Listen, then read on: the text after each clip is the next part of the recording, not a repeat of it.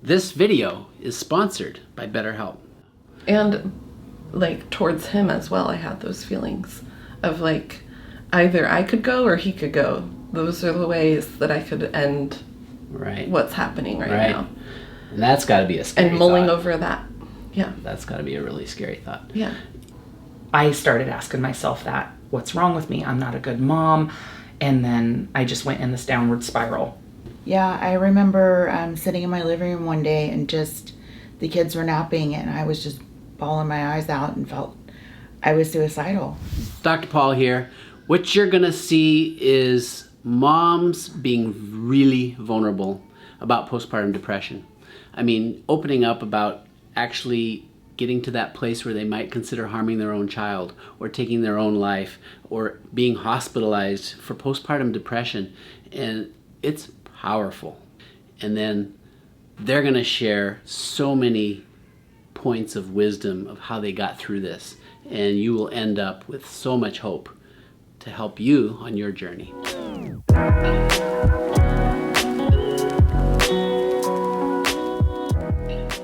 So you successfully delivered. I did. At home. But there's a lot of, instantly I realized like a lot of trauma had happened to my body. And so the second he was put in my arms, I just felt like pure terror and panic that of my body, and also like the weight of the responsibility now for this human. And that is like the rest of my life. Most recently, I was blessed with a beautiful little boy, and he just turned 6 months old. This was the first time I actually experienced postpartum. And how was your pregnancy? It was a little rough. His head, he was pretty stuck. He was distressed. She just said, he needs to come out C-section. I had 2 children back to back very close, and having 2 little ones that close together feels like having twins. Right. And so it's a lot of pressure and a lot going on. And after having my second child, I just fell into a really deep depression and ended up being hospitalized. Let's go back to those feelings just briefly. What were you experiencing? I was experiencing just despair, like this is my responsibility, this is only I can do it, nobody else can do it. And then I know what they are now, but I was also having like OCD kind of stuff, just like reliving, you know, horrific things happening. Like what if I drop him, or what if when I'm giving him a bath, he's in the water and I feel like I want to keep him in the water, or I don't hold him and then he falls over into the water, or we're on the second floor and like our bed is kind of close to a window and like what if he rolled out of the window? Just How was your sleep? We're going to take a quick break from this video and we're going to get right back to it. I want to take a moment to thank our sponsor, BetterHelp. As you're going to see from this video, postpartum moms don't have the ability oftentimes to leave the home. They are overwhelmed, and this is going to be your avenue to counseling that meets you right where you need to be met. BetterHelp offers 4 communication modes. So you can get your professional counseling on your computer, on a tablet, or mobile phone anytime you need, anywhere. They feature licensed, credentialed therapists who are certified by their state's boards to provide therapy and counseling. BetterHelp is available worldwide. You will be matched with a counselor in 24 hours or less. A monthly subscription is used rather than session pricing, and costs are often less than would be equivalent per session. Financial aid is available for those who qualify. Schedule video and phone sessions, generally weekly, but your therapist might schedule more. You can securely message your counselor anytime, day or night, and get replies in 24 to 48 hours, often in just hours or the same day between scheduled sessions. BetterHelp has broad expertise and a counselor network that provides users with access to specialists they may not be able to find locally. BetterHelp has over 5,000 therapists. They've served over 500,000 people. Their motto is, "You deserve to be happy." I couldn't agree more. If you want to use BetterHelp right from the comfort of your home, the link is in the description so that you can access this service and benefit from the partnership that we've created with BetterHelp. How was your sleep at that point? no sleep. No. The pressure that I had to breastfeed, and I had to do it right away, and I had to do it every 2 hours, and I had to be checking his poop and making sure it was the right color and how many times did he pee. That was the pressure that was instant that I needed respite from. I needed to get an 8 hours of sleep. That would have changed my world. Right. If I just was able to get like 8 hours of sleep. Yeah. And now that I'm like 5 years on the other side of it, my breast milk would have come in. Yes. It would have come in anyway. Fine. There's a huge hormone shift for people who are new to postpartum depression. You know, estrogen and progesterone are pretty high in pregnancy, and for most people that feels pretty good.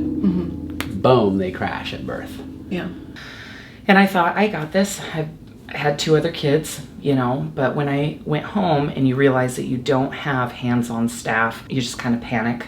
And then I stayed in my room because I had surgery. I didn't realize how difficult it would be to get out of your own bed versus the hospital bed. I didn't realize how painful it would be just to go to the bathroom and nurse the baby and do all of these things when you have no sleep. So I fought depression since I was about 17.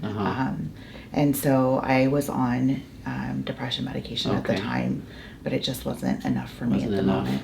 Yeah, I remember sitting in my living room one day and just the kids were napping and I was just bawling my eyes out and felt I was suicidal. We went to the hospital and I checked myself in for 3 weeks. Instantly I realized like a lot of trauma had happened to my body. And so the second he was put in my arms, I just felt like pure terror and panic. I started to pull back from everybody and stay home when I couldn't control the pain. And then depression started kicking in. And I'm sleep deprived. And it just started getting deeper and deeper and darker. And I started isolating myself more and more instead of reaching out and talking to people. Being isolated in the house alone with the 2 kids, because my family was out of the area, it was really hard. Yeah, total overwhelming, exhausting. Yeah, and I didn't have any friends in the area that were in similar situations with kids my age. And it's so easy to fall into that trap when you're a mom at home with little ones, to just get focused on them and not get out there and take care of yourself. Yeah. It wasn't like a feeling like I want to kill myself, but it was that that's my only way out.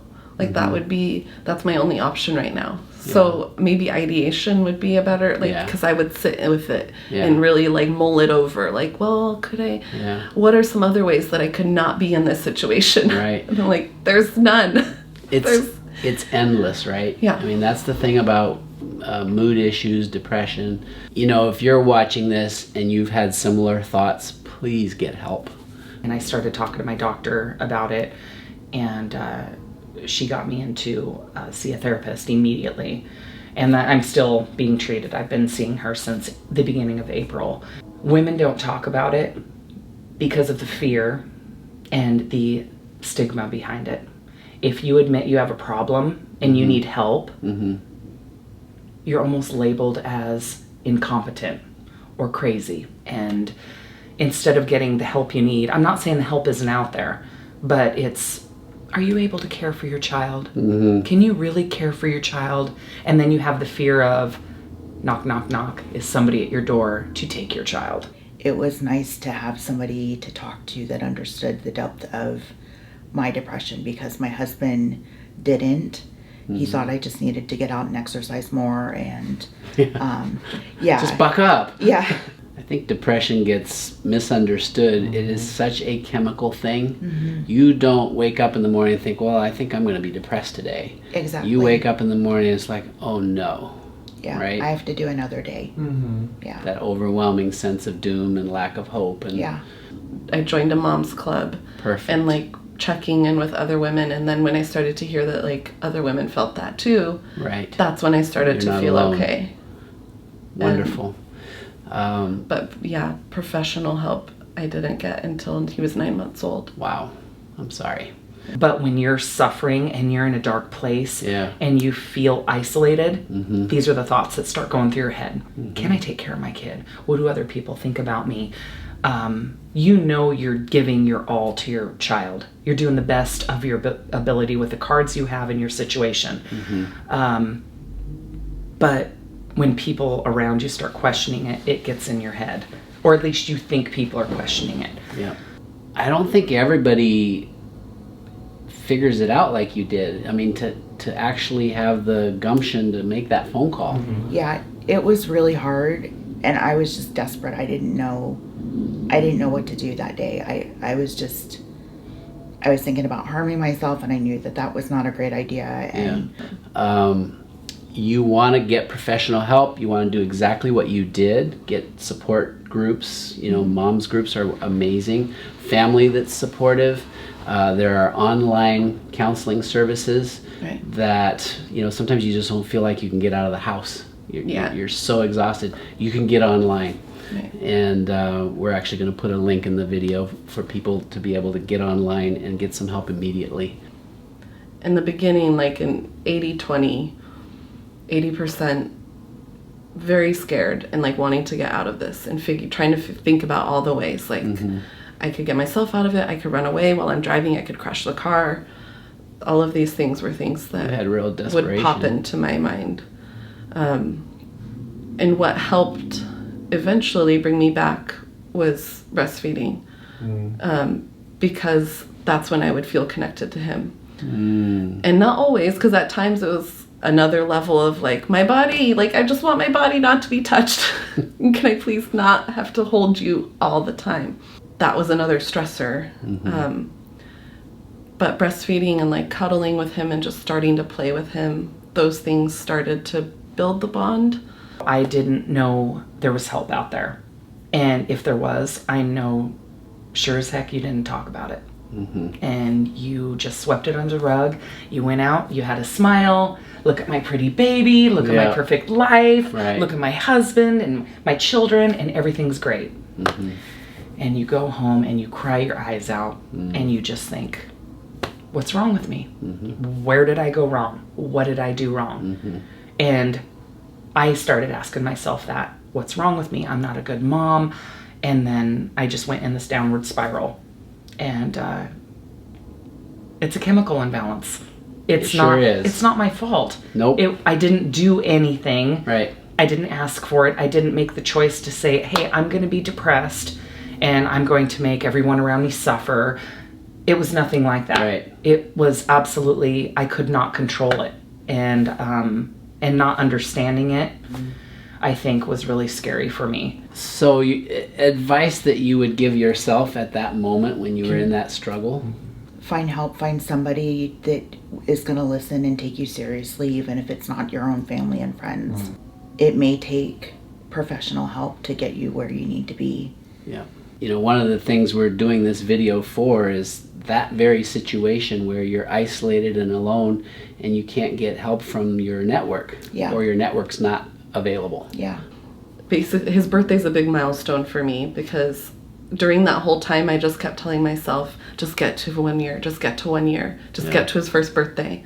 So when I got to his first birthday, I was like, okay, he's here still, I'm still here, we're okay.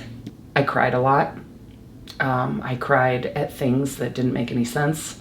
I cried all the time. I wish I would have sought help a little bit sooner because I did let myself suffer. It can go very cold and very dark where you're so sleep deprived and you've got a crying infant and you don't want to hurt your baby because you love your baby. You made that. You made your baby. But you just want it to stop. I just needed somebody to tell me it was okay and to talk about it, you know? And like I said, women are incredibly afraid to talk about it because we want to have a safe environment for our kids and we want to protect them. And so if we look like we're weak and we're breaking, then we're not stable for our children. And I'm more vocal now than I was before because I feel like there's such a stigma.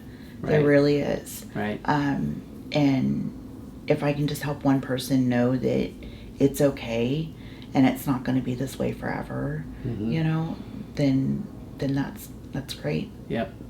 Honestly, this past May, started seeing a chiropractor because he was noticing like I have pelvic bowl issues and pelvic floor issues, And as that work has been done, I've started to clear out trauma in my body that's related to his birth. Nice. My chiropractor was doing work on my neck, and he said, think of a happy thought. And I instantly thought of when he was born, and when I held him. That's cool. And that was the first time ever that I had equated like that moment with happiness. Mm-hmm. That's really good work. That's awesome. I am so thankful that you're willing to share this journey with the viewers, because you're not alone. There are so many people hurting. Mm-hmm. And you know, the trauma that people are trying to deal with, and you are doing it with a new baby. Mm-hmm. It's overwhelming sometimes. So thank you for your bravery. Truly want women to know that there is so much help out there. Right. Just in the research that I've done, just looking on social media for support groups, and women need to, instead of pick on each other and make fun of each other and judge each other, we need to grab each other and pull each other in and say, I'm here for you. Yeah. And we need to band together to recognize postpartum and help each other, because that is a very dark, cold, lonely place that you go to. Yeah. And people need to speak about it. Yeah. Period. They have to talk about it. I made some friends that from the hospital that I stayed in contact with, and saw a counselor, and just started taking more walks, and you know, not being so stressed about being a perfect mom and my house always being clean, and you know, the kids they're just gonna love you no matter what, so you don't have to be perfect. Trash the house again anyway. Yeah. So it took a little bit, but it was good for a while then. Yeah.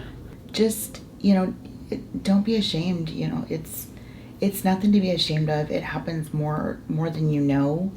And women just don't talk about it. Dads don't talk about it. You know, it can affect both parents. And it's okay to go get help. It doesn't mean that you're weak or that you're not capable. It just means that you need a little extra support at the time. Any family members that may watch this, or friends, just like check in with people when they have babies. Yes. And just always, like, how are you doing? How can I help? And I know how can I help is kind of hard. Or just say, like, I'm going to come over. Yep. I'm just going to come over. I'm coming over and go take a nap. Yes. And, like, be honest with what you need. Like, just be vulnerable. Like, everyone will understand. Yeah. It's okay. Instagram also helped in a way, because I started following specific people that were talking about postpartum stress and postpartum period in general. So when I was up at 4 o'clock in the morning by myself, I could see that and I could be like, okay, I'm not alone. There has to be like all of these tools. Yes. One thing doesn't work. There has to be all of these things. Yeah. And you like pick and choose what works for you, and you got it. Yeah. Wonderful. I'm still struggling. I'm now learning about nerve damage after surgery. From the C-section? From the C-section. I cannot feel under my belly button. So when you're in a relationship, in an intimate relationship, and you have no sensation. Oh dear. I'm sorry. It makes it really hard. You're supposed to be happy and enjoying baby and loving life right after having a newborn. And some parents don't connect with their newborn. Some parents don't have that happy love relationship. And, you know, it's going to come. But at that moment, that's when you need help, when you're not loving what's going on. You're going to be exhausted and tired. But that little one needs you and needs you to be strong. And if you're not taking care of yourself, you can't take care of them. Yeah. So the message for our viewers is get help. Yes. Right? Absolutely. There's online help that's going to be in the description of this video. But for people who know somebody who's had a baby, we need to pay attention. Call them. Right? Show them. Show up at their door. Offer to make them meals. They're going to tell you, no, I don't need it, because nobody wants to be a burden. Don't take that as an answer. Don't buy that. If they don't answer the door, leave it on their front door.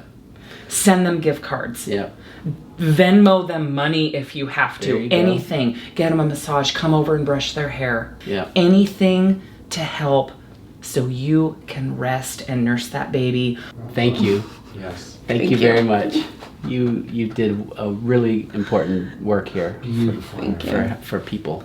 Beautiful. And yeah, can't thank you enough Thank you. for coming in. Yeah. Oh, God bless you. Thank you. for sharing this. Thank you. You've Thank you given very us much. a bunch of pearls for people to they're going to connect with. I just want to be able to help one woman Yeah. who feels that there's no help and they can't reach it out there, and that will fill my cup. Well, thank you for sharing that story. Yeah. Yeah. Thanks for watching. I'm Dr. Paul. I hope this has been helpful. Please share this video with anybody you know who's about to have a baby, who's thinking about having a baby, who's just had a baby, or who you know struggles with mood issues or depression or anxiety, and you can be a part of the solution for their lives. Thank you again to our sponsors, BetterHelp.